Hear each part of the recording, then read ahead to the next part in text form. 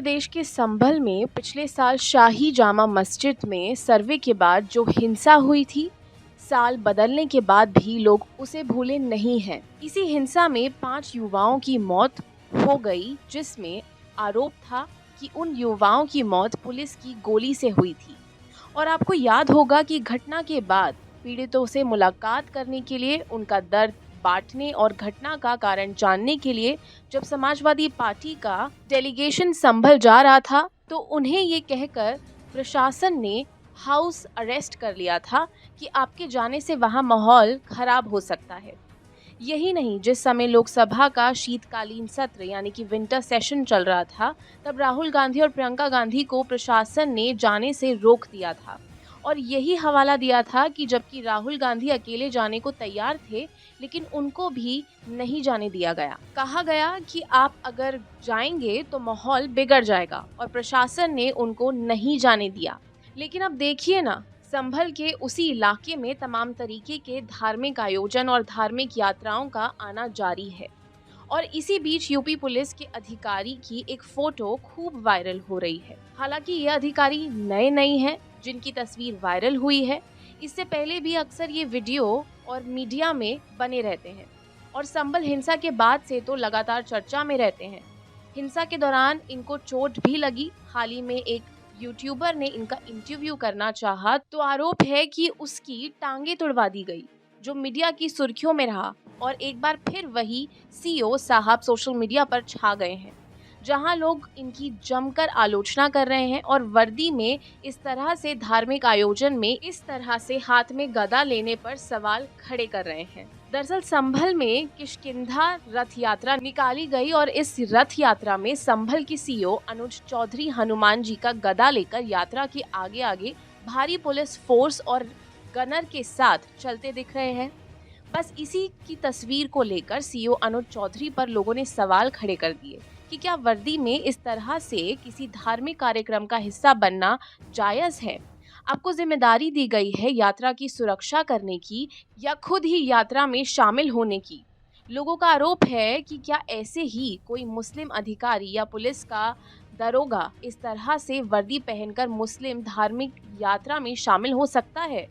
क्योंकि आपको याद होगा कि एक मुस्लिम पुलिसकर्मी ने ड्यूटी के दौरान दाढ़ी बड़ी कर रखी थी और उस पर एक्शन ले लिया गया था।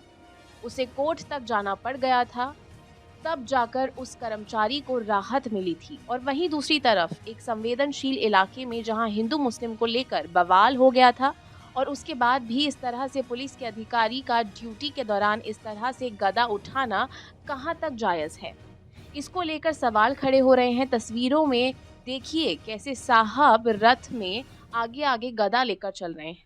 सोशल मीडिया एक्स पर इस पोस्ट को देखिए। ये पोस्ट लोक गायिका नेहा सिंह राठौर ने की है। देखिए वो इस मामले पर कैसे नाराजगी जाहिर कर रही हैं। नेहा सिंह राठौर ने एक्स पर इन महोदया की तस्वीर शेयर करते हुए सवाल पूछे हैं। उन्होंने कहा, पुलिस गदा लेकर क्यों चल रही है? क्या पुलिस वाले अब धनुष बाण लेकर भी चलेंगे?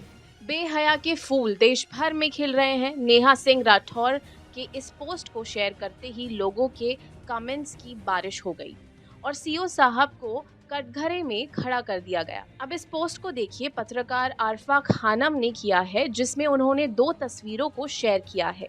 एक अनुज चौधरी का और दूसरा दारोगा की फोटो शेयर की है, जिसको दाढ़ी बड़ी रखने के आरोप में सस्पेंड कर दिया गया था।